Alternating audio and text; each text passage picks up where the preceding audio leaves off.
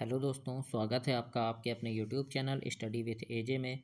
इसमें आज की वीडियो में मैं आपके लिए लेकर के आया हूं आपकी अंकुर अभ्यास पुस्तिका, जो आपकी पर्यावरण अध्ययन की बच्चों और कक्षा चौथी के बच्चों के लिए आई हुई नई वर्कबुक है। और दोस्तों, आपकी हिंदी, अंग्रेजी और गणित इसकी वीडियोस चैनल पे मैंने करवा दिया है, तो चैनल पे जाकर के उन वीडियोस को अवश्य देखें और समझें कि किस प्रकार से मैंने सारी चीज़ें आपको उसमें बताई है। और दोस्तों, आपके परीक्षा के समय परीक्षा की वीडियोस, पेपर की वीडियो, ओलंपियाड परीक्षा की वीडियो और नवोदय परीक्षा की वीडियो, सारे वीडियोस चैनल पे मैं डालता हूं।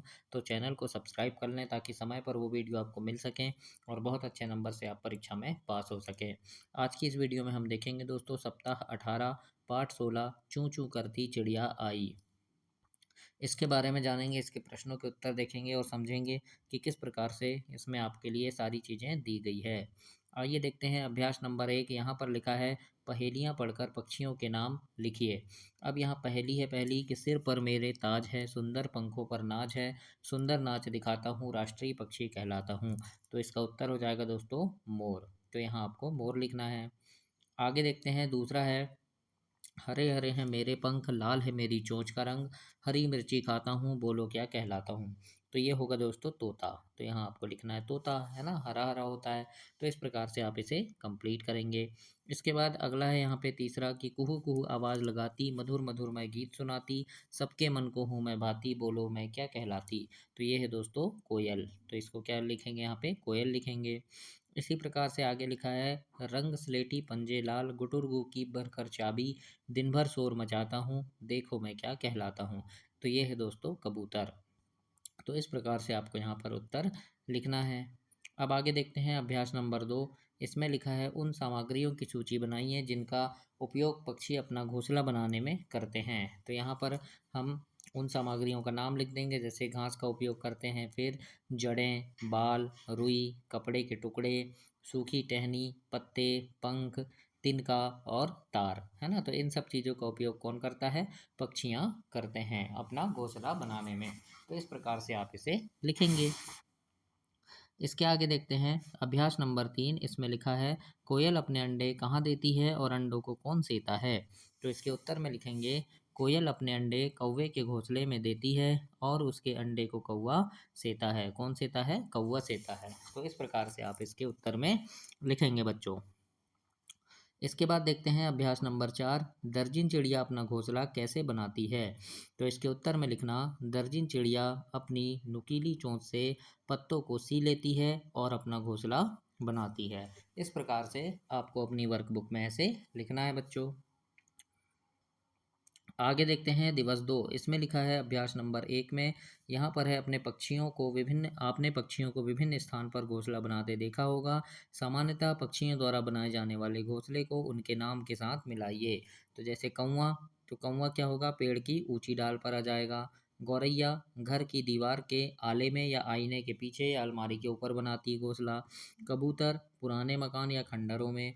और फाख्ता जो है ये कैक्टस के कांटों के बीच या मेहंदी के पेड़ पर बनाती है। इस प्रकार से आपको इसके उत्तर में ऐसे लिखना है और ऐसे जोड़ी बनाना है बच्चों। इसके बाद अभ्यास नंबर 2 है पक्षियों के अंडों को किससे और क्या खतरा होता है। तो इसके उत्तर में हम लिखेंगे पक्षियों के अंडों को मनुष्य और दूसरे जानवर जैसे कौवा, गिलहरी, बिल्ली, कुत्ता, चूहे आदि से खतरा होता है ना। ये कुत्ते बिल्ली जो है ये पक्षियों के अंडे को उठाकर ले जा लेते हैं, है ना। तो इस प्रकार से आपको इनके उत्तर में ऐसे लिखना है। अभ्यास नंबर 3 में यहाँ लिखा है कि चित्र में दिए गए पक्षी के घोंसले को पहचान कर उसके बारे में उसमें उपयोग आने वाली वस्तुओं के बारे में लिखो। तो ये जो देखो घोंसला दिख रहा है, एक पक्षी ऐसे बना रहा है ना, पेड़ पर लटकता हुआ घोंसला, आपने देखे होंगे जंगल में या खेत में ऐसे बने रहते हैं। तो इसका नाम क्या है, शक्कर खोरा। तो हम लिख देंगे यह शक्कर खोरा पक्षी का घोंसला है और इसे बनाने में बाल, बारीक घास, पतली टहनियाँ, सूखे पत्ते, रुई, पेड़ की छाल के टुकड़े और कपड़ों के चीथड़ों का उपयोग होता है। इस प्रकार से आपको इसके उत्तर में ऐसे लिखना है बच्चों और इसे कंप्लीट करना है। इसके बाद अभ्यास नंबर 4 में है आपने जो घोंसला देखा है उसका चित्र बनाइए।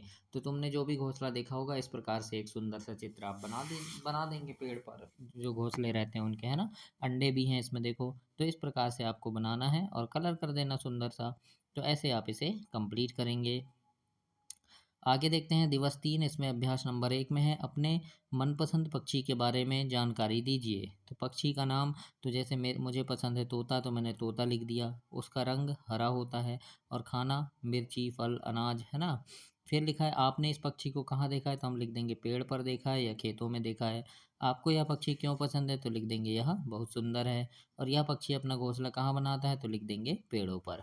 इस प्रकार से आपको इसके उत्तर में ऐसे लिखना है और ऐसे आप इसे कंप्लीट करेंगे बच्चों। इसके बाद है अभ्यास नंबर 2, इसमें लिखा है जीव जंतु कहाँ कहाँ रहते हैं, उनके रहने के स्थान के नाम लिखिए। तो हम उत्तर में लिख देंगे सभी जीव जंतु के अपने अपने आवास होते हैं। इस प्रकार से आपको इसका उत्तर लिखना है। आगे है अभ्यास नंबर 3, जमीन पर, पेड़ पर और पानी में रहने वाले जीव जंतुओं के तीन तीन नाम लिखो।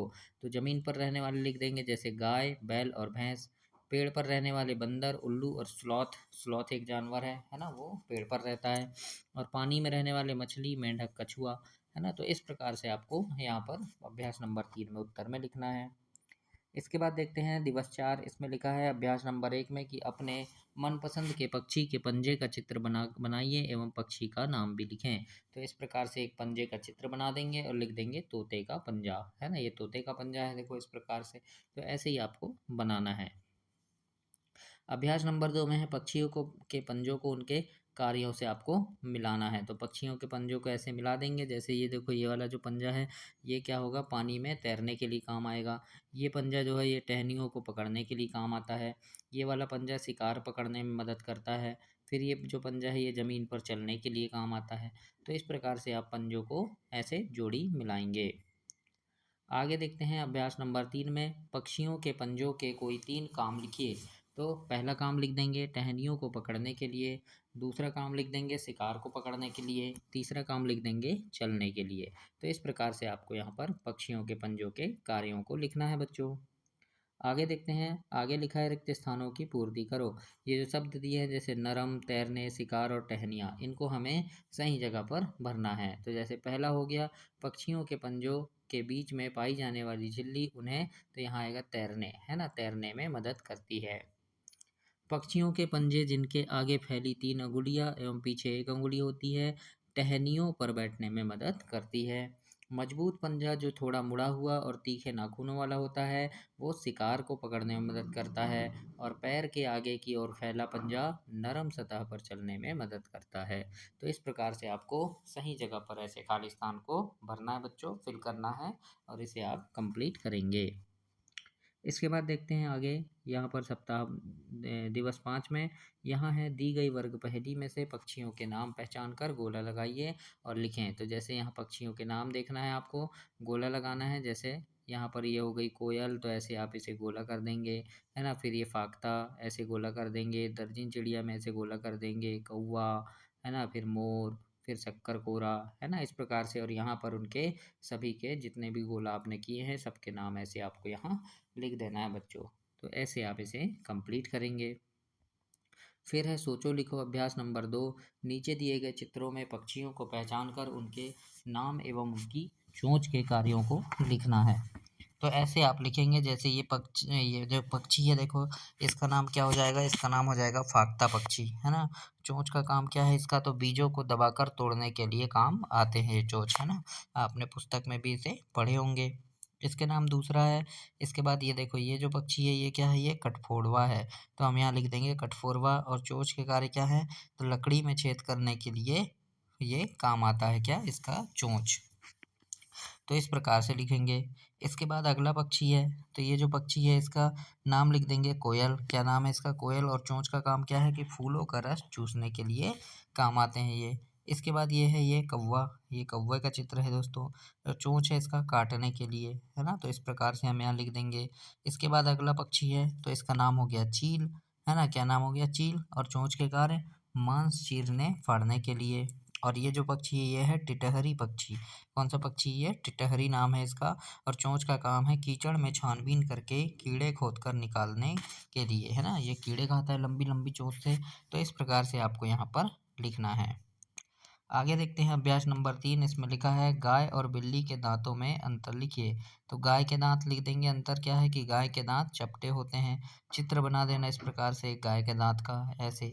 इसके बाद बिल्ली के दांत लिख देंगे। बिल्ली के दांत नुकीले होते हैं और इस प्रकार से चित्र बना देंगे आप, है ना। तो ऐसे आपको इसमें कंप्लीट करना है बच्चों अपनी वर्कबुक में। इसके बाद यहाँ पर अगला प्रश्न है अभ्यास नंबर 1 में, पक्षी अपना घोंसला क्यों बनाते हैं, सोचकर लिखें। तो इसके उत्तर में लिख देना कि अंडे देने एवं अपने बच्चों को सुरक्षित रखने के लिए पक्षी अपना घोंसला बनाते हैं। इस प्रकार से लिख देंगे। अभ्यास नंबर 2 में है, पक्षी अपनी चोंच का उपयोग किन किन कार्यों में करते हैं। तो लिख देंगे भोजन करने में, मांस फाड़ने, दाना चुगने, बीज तोड़ने और घोंसला बनाने में, है ना। इस प्रकार से आपको अभ्यास 2 में लिखना है। अभ्यास 3 है, यहाँ पे लिखा है कि निम्न जीव जंतुओं के दांतों के आकार एवं कार्यों के बारे में लिखिए। तो जैसे गाय है तो लिख देंगे दांतों के आकार में चपटे दांत, और काम लिख देंगे कि भोजन चबाने के लिए आते हैं। बिल्ली में लिख देंगे नुकीले दांत, मांस खाने के लिए। सांप लिख देंगे नुकीले दांत, शिकार काटने। गिलहरी का लिख देंगे नुकीले दांत, भोजन कुतरने के लिए। तो इस प्रकार से आपको यहाँ पर लिखना है अपनी वर्कबुक में।